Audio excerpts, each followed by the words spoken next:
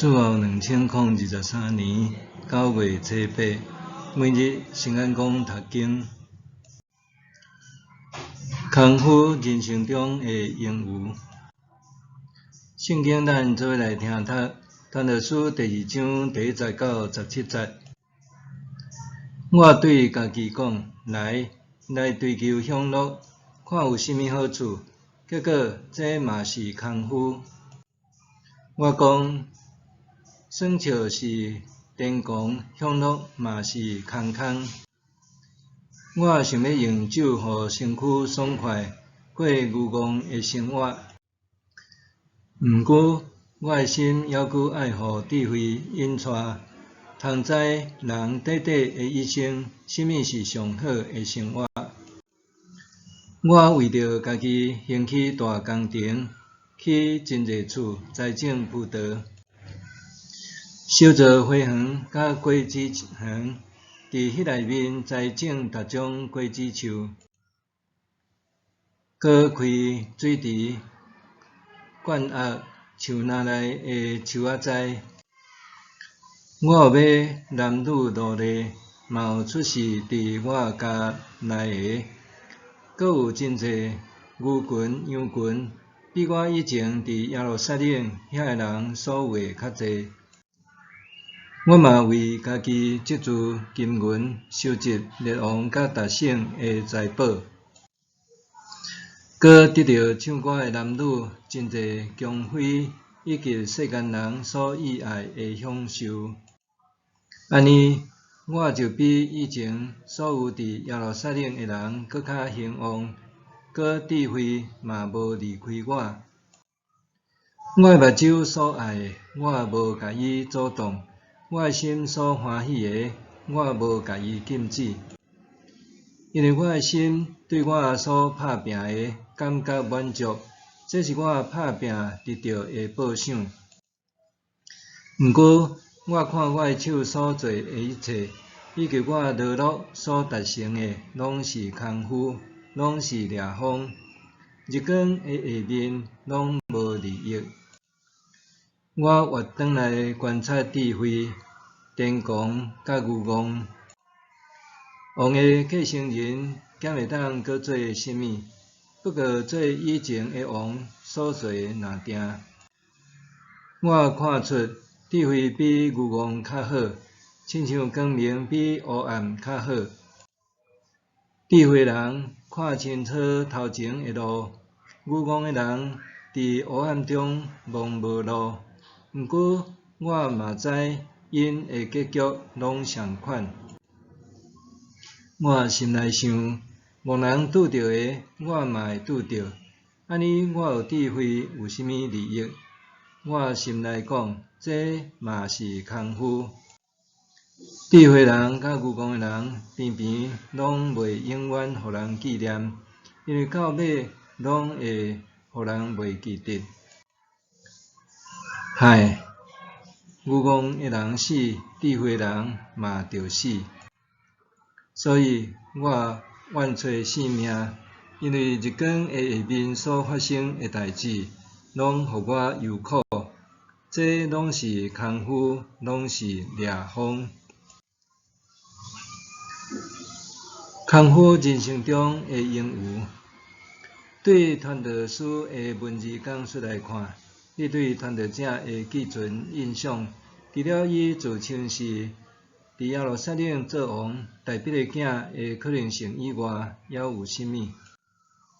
对册名《传道》甲这本册受编入智慧文学的范畴中，咱会意识到，作者可能是一位伫集会中讲道的智慧人，人生哲学的思想家，对书写的文字甲关心探讨议题的立足点，检测也会当察觉到，伊可能也是一名用自我做中心、充满活力的智慧人，甚至是经营事业有成、好业家袂通算的企业家。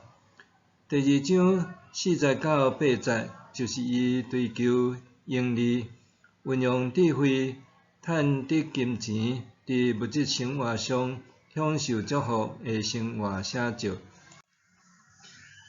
个学者吴仲成伫《争气人生：传道书教我的生命智慧》册中指出，传道书第2章早讲到的利益，伫电脑时民间商业用语是指盈余，伫传道书内面出现几若摆。第2章13节，我看见日光的下面有一项大不幸，就是财主钱手条条，煞害着家己。中文法本将大不幸可比的事翻译做祸患，当然时也是指一种金融风险的现象。在章第1到第6节提出对投资风险的建议，认为投资虽然爱谨慎，却袂当因为顾虑风险，就啥物拢毋敢做。这个讲述拢通证明这位智慧者稳重伫康复议题下面提出真侪人生建议。只是人若趁着一世人用袂完的盈余，住入平凡人欣羡的大水厝，拥有通知人短短的一生啥物是上好的生活，安尼阁安怎呢？因为作者伫对后的早节回顾这一切的时，自我反驳。毋过我看我的手所做一切，以及我劳碌所达成的，拢是空虚，拢是掠风，日光的下面拢无利益。伊也发现一个事实，就算趁着通满足物质欲望的成就，也无带互生命盈余。